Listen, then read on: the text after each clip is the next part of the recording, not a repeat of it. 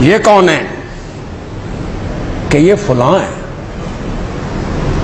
اچھا یہ وہی ہے جو میرے عثمان سے بغض رکھا کرتا تھا؟ یہ وہی ہے جو میرے عثمان سے خار اور بغض رکھا کرتا تھا؟ میرے نبی نے فرمایا تم اس کا جنازہ پڑھ لو۔ جو میرے عثمان سے بغض رکھتا تھا محمد عربی اس کا جنازہ نہیں پڑھے گا صلی اللہ علیہ وسلم۔ حضرت عثمان سے بغض رکھنے والے لوگ کئی لوگ ہیں، گالیاں نکالتے ہیں، تنقید کرتے ہیں، ایسے ایسے جملے لکھے ہیں ممبر مجھے اجازت بھی نہیں دیتا کہ میں ممبر پہ ایسے جملوں کو دہراؤں۔ ایسے جملے لکھے ہیں، ایسے فوش جملے، کس کے بارے میں؟ جس کے بارے میں میرے آقا نے کہا تھا جس سے آسمان کے فرشتے بھی حیا کرتے ہیں، اس کے بارے میں اتنے فوش اور گندے جملے۔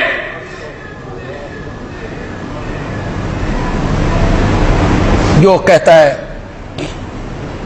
جو عثمان کہتا ہے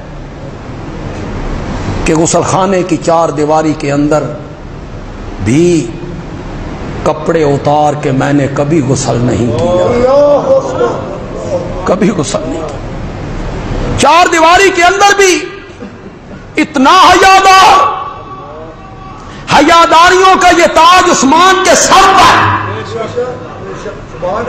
اگلا جملہ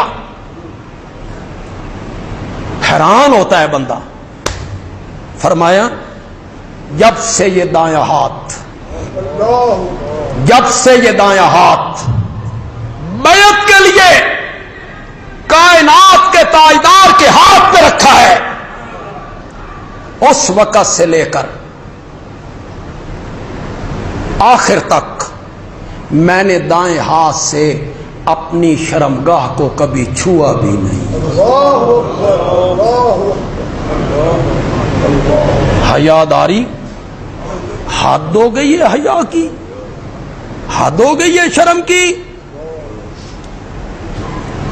جو لوگ عثمان سے بغض رکھتی ہیں یا حضرت عثمان پہ تنقید کرتی ہیں یا حضرت عثمان کے افعال و کردار پر انگلی اٹھاتے ہیں، وہ فیصلہ کریں قیامت کے دن حوض کوثر پہ میرے نبی کو کیسے منہ دکھانا ہے۔ میرا نبی تو عثمان سے بغض رکھنے والوں کا جنازہ پڑھانے کے لیے بھی تیار نہیں۔